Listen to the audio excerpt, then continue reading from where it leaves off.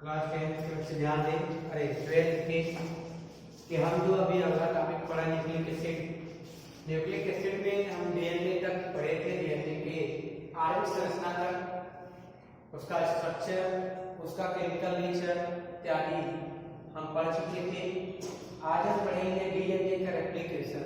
Only one topic पढ़ेंगे क्योंकि यह बहुत ही इंपॉर्टेंट है। इसको स्लो मोशन में पढ़ते हुए इसको समझना है।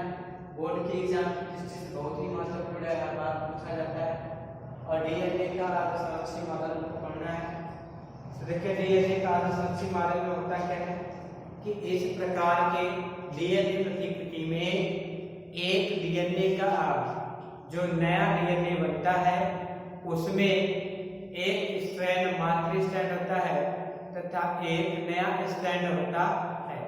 ये फॉर्क मैकेनिज्म के माध्यम से होता है। फॉर्क मैकेनिज्म में ये होता है कि दो एक वाई के समान संरचना बन जाती है और उसमें सारे एंजाइम्स वगैरह अपना पॉलीमरेज सब मिलके डीएनए का रेप्लिकेशन कराते हैं। तो इसमें एक स्ट्रैंड नया होता है और एक स्ट्रैंड पुराना होता है, इसलिए इस आदर्शलक्षी मॉडल कहा जाता है। तो आइए हम डीएनए की प्रतिकृति में सबसे पहले देखते हैं कि हमारा कौन कौन सा टॉपिक आता है। तो सबसे पहला हमारा आता है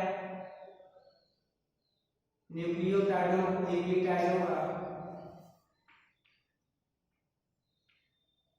न्यूक्लियोटाइड्स का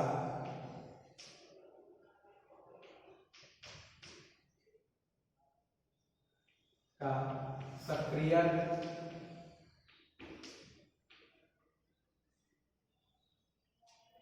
उसके बाद हमारा होता है डीएनए कुंडलन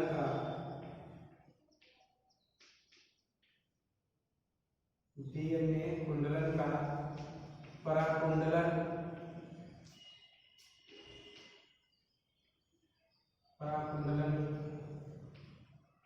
कुंडलन का अकुंडलन।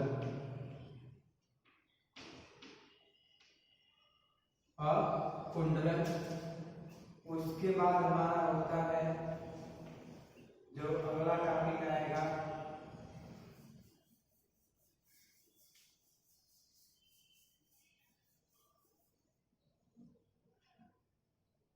आरएनए प्राइमर का निर्माण। फिर अगला टॉपिक जो आएगा डीएनए स्ट्रैंड का बनना।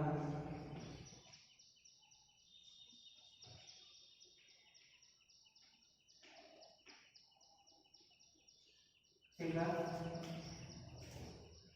फिर उसके बाद आरएनए प्राइमर का हटना। लास्ट होता है डीएनए लाइगेशन। देखिए मुख्य हमारे थे जो इतना उसमें बहुत जरूरी है। ठीक है। तो न्यूक्लियोटाइड्स का सक्रिय होना इस टॉपिक में जो सबसे पहला काम है न्यूक्लियोटाइड्स का सक्रिय। तो जितने भी न्यूक्लियोटाइड्स होते हैं वे सभी केंद्रक में सुप्त अवस्था में मोनोफॉस्फेट के रूप में पड़े होते हैं, जिन्हें एडिनोसिन मोनोफॉस्फेट यानी एएमपी तथा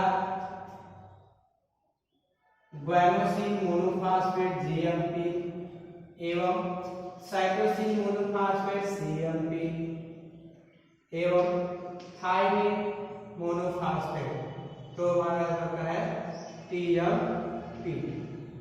होता क्या इसमें कि फास्फेट यानी फास्फोराइलेज एंजाइम के माध्यम से फास्फोराइलेज एंजाइम के माध्यम से इनमें 2 और फास्फेट जुड़ जाते हैं, जिससे ये ट्राइफास्फेट के रूप में आकर के सक्रिय हो जाते हैं, जिन्हें हम एडिनोसिन, ट्राइफास्फेट, गुआनोसिन, ट्राइफास्फेट एवं साइटिडीन, ट्राइफास्फेट तथा थायमिडीन, ट्राइफास्फेट के नाम से जानते हैं। अब ये सभी सक्रिय हो गए हैं डीएनए द्विकुंडलन में अपना कार्य करने के लिए, यानी हमारे जो न्यूक्लियोटाइड्स जरूरी होते हैं वो हमारे बन चुके हैं। अब हमारा स्टार्ट होता है डीएनए पराकुंडलन का अकुंडलन। तो पराकुंडलन माने होता है एक तो कुंडल है ही, उसको ऐंठना पराकुंडल तथा उसको पूरी तरह से खोलना अकुंडल। जैसे हम मान लीजिए अगर कोई हम रस्सी ले, अगर हम रस्सी ले करके उसके एक किनारे का जो मुख है उसको खोल के पकड़ के अगर उसको खींचें तो एक तरफ तो हमारा खुलेगा, मगर दूसरे तरफ हमारा क्या होता है, ऐंठन और अधिक हो जाता है। तो उसी ऐंठन को कहते हैं पराकुंडलन तथा जो खुल रहा है उसको कहते हैं अकुंडलन। तो इस स्टेज में हमारे मुख्य रूप से 2 प्रकार के एंजाइम काम आते हैं। एक होता है हमारा टोपोआइसोमरेज,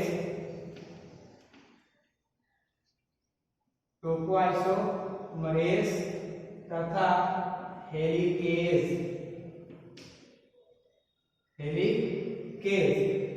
और अगर देखें तो एक आता हमारा एसएसबीपी।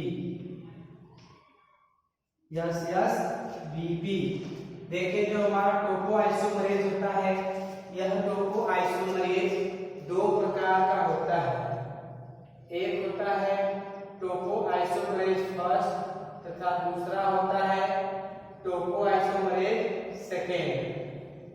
जो टोपोआइसोमरेज फर्स्ट है यह केवल एक ही जगह कट उत्पन्न करता है, जबकि टोपोआइसोमरेज सेकेंड दोनों स्ट्रैंड पर कट उत्पन्न करता है। अब देखिए जब टोपोआइसोमरेज के माध्यम से डीएनए कुंडलन का पराकुंडलन होगा तो पराकुंडलन का जो अकुंडलन होता है वह टोपोआइसोमरेज के माध्यम से होता है, एवं उनके बीच में जो हाइड्रोजन बॉन्ड होता है उनको कट करने का काम हेलिकेज नामक एंजाइम करता है। हेलिकेज एंजाइम जब उस हाइड्रोजन बॉन्ड को कट कर देता है तो ये फिर से कुंडलित न हो जाए, उसके लिए सिंगल स्ट्रैंडेड बाइंडिंग प्रोटीन उसको बाइंड कर जाता है ताकि ये पुनः कुंडलित न हो पाए। अब उसके बाद आरएनए प्राइमर का निर्माण होगा। आरएनए प्राइमर का निर्माण होता किससे है? आरएनए प्राइमेस नामक एंजाइम होता है जो 100 न्यूक्लियोटाइड्स का एक श्रृंखला होता है। यह आरएनए प्राइमर का निर्माण करता है एवं यह डीएनए का पूरक बनाता है। अब डीएनए स्ट्रैंड का बनना स्टार्ट होगा। तो जो डीएनए स्ट्रैंड है, जो नया डीएनए स्ट्रैंड है, वह आरएनए प्राइमर की उपस्थिति में बनना स्टार्ट होता है। तो यह हमेशा जो आरएनए प्राइमर है यह 3 एंड से 5 एंड के सिरे पर जुड़ता है और डीएनए स्ट्रैंड पर बनता है तो जिस सिरे पर 3 एंड से 5 एंड पर जुड़ता है, एक स्ट्रैंड पर लगातार डीएनए स्ट्रैंड जब बनना पड़ रहे हैं तो एक स्ट्रैंड का जो लगातार निर्माण होता है जिसे हम सबका डीएनए कहते हैं, तथा एक पर रुक रुक कर होता है, जिससे उनके बीच खाली स्थान बन जाता है, खंड बन जाते हैं, इसलिए उन्हें ओकाजाकी फ्रैगमेंट्स कहते हैं। जो ओकाजाकी फ्रैगमेंट्स होता है उनको बनाने तथा भरने का जो कार्य होता है वह डीएनए पॉलीमरेज फर्स्ट और थर्ड का होता है। डीएनए पॉलीमरेज जो थर्ड है वह चेकअप करता है सीक्वेंस का, तथा जो डीएनए पॉलीमरेज फर्स्ट है वह नए न्यूक्लियोटाइड्स को अटैच करके उस श्रृंखला को लाइगेज एंजाइम के माध्यम से जोड़ करके उसे भी एक नया स्ट्रैंड बना देता है। अब हमारा जो अगला स्टेप आता है आरएनए प्राइमर का घटना, जो आरएनए प्राइमर है वह हमारा एक विशेष प्रकार के फैक्टर जिसे आरएनएएस कहते हैं, उसके माध्यम से आरएनए फैक्टर हटता है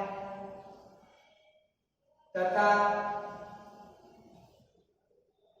अगला जो हमारा डीएनए लाइगेशन है, अर्थात जो हमारा ओकाजाकी फ्रैगमेंट था उसमें उसका निरीक्षण करके उसमें न्यूक्लियोटाइड सेंटर के लाइगेज एंजाइम के माध्यम से जोड़कर उसे पूरा करने की जो प्रक्रिया होती है वह डीएनए लाइगेशन कहलाता है। तो आइए एक फिगर के माध्यम से हम इसको देखते हैं कि आखिर क्या क्या कैसे कैसे होता है हमारा।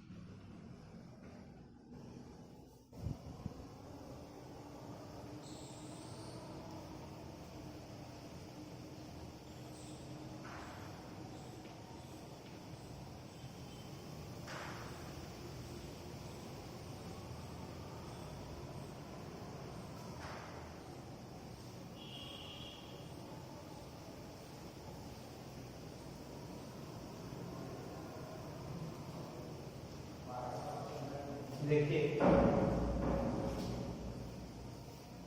इसमें हमने अभी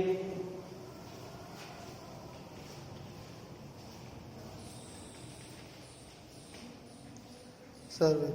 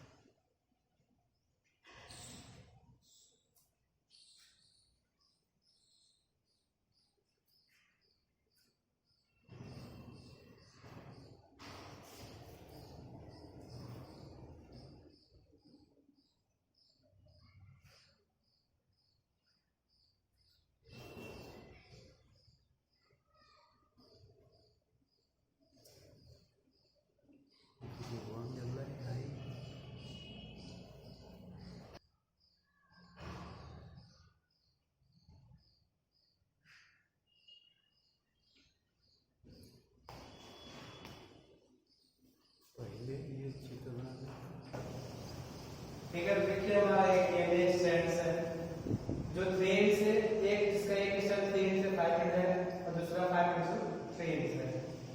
तो ये जब इसमें डीएनए का परागुंडलन होता है तो उसमें हमारा जो महत्वपूर्ण एंजाइम होता है टोपोआइसोमरेज होता है। टोपोआइसोमरेज फर्स्ट है, टोपोआइसोमरेज सेकंड है।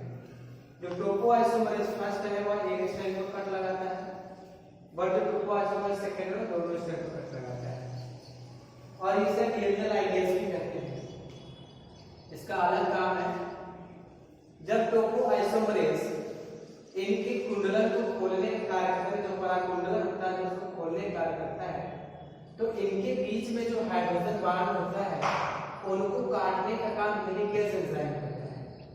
जब हेलिकेज एंजाइम इनको काट देता है तो ये एक दूसरे से दूर चले जाते हैं और ये वाई के आकार का बना लेते हैं। तो ये जो अलग अलग स्ट्रैंड हुए हैं ये पुनः आगे चल करके कुंडलित न हो जाए, इसलिए इन पर SSBP बाइंड कर जाता है, सिंगल स्ट्रैंडेड बाइंडिंग प्रोटीन। जब यह बाइंड कर जाता है तो ये एक दूसरे से बाइंड या कुंडलित होने से बच जाते हैं। अब इन पर होगा क्या, आगे चल करके जैसे सीक्वेंस में कटा रहेगा वैसे सीक्वेंस में अलग हो जाएंगे एक दूसरे से, तो आगे चल करके आरएनए प्राइमर का निर्माण होगा। आरएनए प्राइमर का निर्माण आरएनए प्राइमेज नामक एंजाइम से होगा, जो 100 न्यूक्लियोटाइड बेस का एक सीक्वेंस होता है जो डीएनए पूरक का कार्य करता है। आरएनए पॉलीमरेज अब या आरएनए प्राइमर इस पर जो न्यूक्लियोटाइड्स हैं उनको बैठाएगा, और बैठाने के तत्पश्चात जो भी सीक्वेंसेस में गलत है उसको डीएनए पॉलीमरेज के द्वारा चेक किया जाता है तथा उसको डिलीट करके सटीक न्यूक्लियोटाइड्स को बैठाया जाता है। जिस पर 3 एंड की तरफ प्राइमर हमेशा 3 एंड से 5 एंड की तरफ जुड़ते हैं, तो इसमें से एक जो डीएनए का श्रृंखला है इस पर लगातार डीएनए का नया प्रतिविक्षेपण होता चला जाता है, जिससे सतत डीएनए का निर्माण होता है।